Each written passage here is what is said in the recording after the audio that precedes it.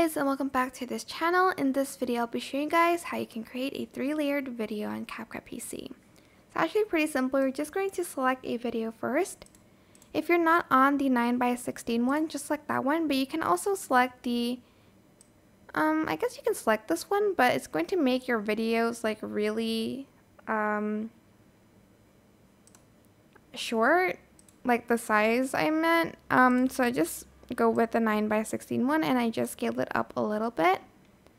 So I want to put a video about that. I'm just going to add this one and I'm just going to place it on top like so.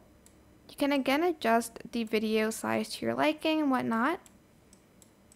And then you're just going to add this video underneath that as well. And there you have your 3-layered video on CapCut PC. It is that simple, but I hope this tutorial was helpful for you guys.